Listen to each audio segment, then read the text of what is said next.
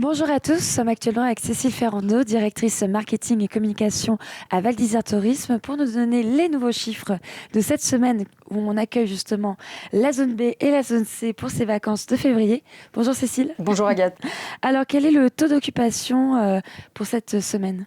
Alors cette semaine, on sera au pic des vacances de février, un taux d'occupation de 93,3%. Donc c'est beaucoup de personnes dans Val d'Isère. On aura 114 700 nuitées. Donc beaucoup de monde. Ça va nous rappeler un peu les vacances de Noël. Nouvel An, la semaine de Nouvel An était tout aussi remplie.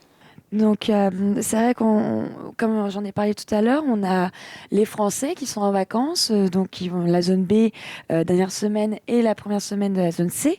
Mais on n'a pas que les Français, on n'a pas que les familles, les étudiants, etc. On a aussi une autre typologie de clients. Est-ce que tu peux nous en parler? Bien sûr, il est vrai que nous, avec notre observatoire de l'activité économique qui est G2A, ils nous fournissent toujours des statistiques et quand ils nous parlent de vacances scolaires, ils parlent souvent des vacances scolaires uniquement françaises. Or, on le constate chaque semaine, et notamment la semaine qui arrive, il y a également d'autres pays qui sont en vacances. Notamment, la semaine qui nous concerne, eh bien, il y aura les Britanniques qui seront en congé. On aura aussi nos amis scandinaves qui étaient déjà là et qui seront toujours là. Donc Suède, Danemark notamment. On n'aura pas encore les Belges, ce sera la semaine suivante. On aura tous les pays comme Pologne et tous ces pays. Tout ça pour vous dire qu'il n'y a pas que les Français en vacances. Donc même si on compare avec G2A les périodes, quand on dit la période avant les vacances, eh bien là c'est avant les vacances scolaires françaises. Et quand on étudie toute cette période des vacances scolaires, c'est bien la semaine des vacances scolaires françaises. Pour information d'ailleurs, on est à 88% de taux d'occupation global sur ces 4 semaines. Mais il faut bien avoir en tête que ce ne sont pas que les vacances des Français. Et quelle est la représentation en pourcentage de la clientèle française et la clientèle étrangère? Est-ce qu'on a une différence, enfin, On a des chiffres marquants, précis, je vous les ai ouais. ramenés pour être Parfait. vraiment précise. Donc à date, et depuis le début de la saison, donc fin novembre, on est pour l'instant sur 77,4% d'étrangers. C'est beaucoup d'étrangers à Val d'Isère. Plus que l'année dernière? Pour l'instant, à date, on est ISO à peu près. On constate que sur la fin de saison, on a plus de Français. Puis là, comme les vacances françaises vont arriver, ça va faire remonter, enfin, on est en plein dedans, mais ça va faire remonter ces chiffres. Donc, 22,6% de Français. Pour être plus précis sur les Français, nos clients, c'est essentiellement Paris. Donc là, on est au cœur du sujet. Et puis, région Auvergne-Rhône-Alpes. Et puis, pour les autres nationalités, donc le détail, on a beaucoup de Britanniques. On le sait, ils sont même devant nos Français. On a 35% de Britanniques. Cette année, pour l'instant, énormément d'Australiens. 7% d'Australiens, de Polonais, 7% aussi, d'Américains, près de 7%, de Brésil, 5%. Donc on le constate quand même beaucoup de longs courriers, même si nous, on a cessé d'aller les chercher dans notre stratégie. Il y a quand même des hôteliers qui vont les chercher. Le Club Méditerranée aussi, qui est un très gros porteur, qui ramène ces nationalités, parce qu'il faut avoir en tête que là, on a vraiment la visibilité sur l'ensemble de la destination. Donc je ne vais pas vous détailler chaque pays. Je vais vous rappeler simplement qu'on a beaucoup de Scandinaves aussi. On l'a vu là, les Suédois. Puis après on a des petits marchés, Espagne, Turquie, Suisse, nos amis belges aussi qui sont là. Donc énormément de pays, long courrier, Europe et puis France. Et c'est vrai qu'on a un peu tout type de nationalité à Val d'Isère. On le voit déjà la semaine passée, on va le voir encore durant ces semaines à venir. On n'a pas tous la même culture. Mais c'est un peu un choc culturel. Comment on fait justement avec différentes nations pour un peu le vivre ensemble à Val d'Isère? Comment on gère un peu tout ça? On a vu qu'il y avait l'arrivée des Danois, des Scandinaves, des jeunes, etc.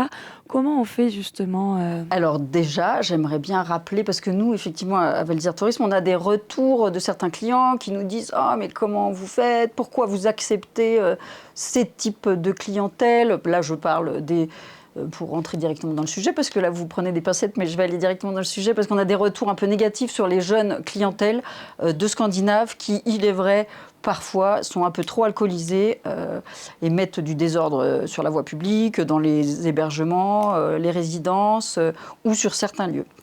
Donc comment est-ce qu'on fait? On ne les choisit pas. Hein. Voilà, c'est ce que j'aimerais quand même rappeler à tout le monde, c'est que chacun est libre. On ne peut pas interdire. Non, on ne peut pas interdire aux Scandinaves ou à toute autre nationalité de venir à Val d'Isère. On ne peut pas interdire aux personnes.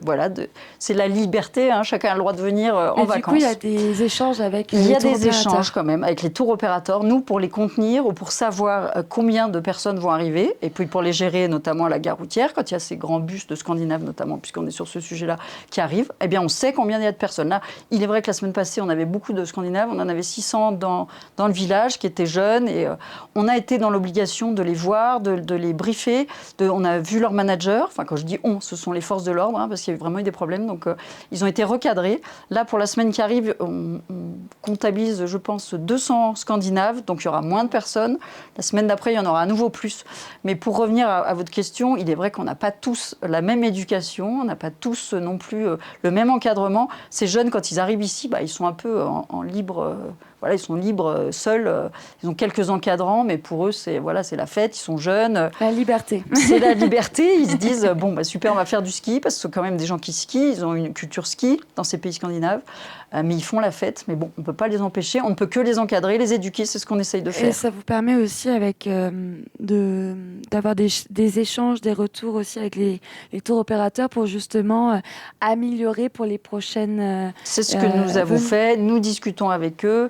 Et ça, c'est important. Également, on travaille beaucoup avec les socioprofessionnels qui, eux, les encadrent. Pour vous donner un petit exemple, il y a par exemple des fouilles qui sont effectuées avant que toute cette population monte, par exemple à la Folie Douce, en bas des remontées mécaniques, ou plus sur le front de neige aussi. On leur demande de nettoyer carrément parce qu'ils sont très irrespectueux, alors que chez eux, ils sont très respectueux. Donc, notre rôle, c'est aussi de les éduquer, de leur rappeler qu'ils ne sont pas dans un lieu où tout est permis. Mais il est vrai que c'est important de leur expliquer parce qu'ils côtoient des familles qui sont en vacances à Val d'Isère et puis pas que, ils côtoient des gens qui vivent ici. Donc c'est vraiment le vivre ensemble, comme vous l'avez dit, c'est comme dans la société, dans n'importe quelle ville. Donc l'idée c'est de garder quand même cette diversité de clientèle, cette diversité aussi de pays, parce qu'on ne peut pas être dépendant que du marché britannique. Hein, on le voit, pendant de nombreuses années, Val d'Isère a été très dépendant du marché britannique. Là, idéalement, on se diversifie parce qu'on ne peut pas que dépendre d'eux, ni des Français. Donc c'est bien d'avoir ce mélange, cette diversité. Oui, justement.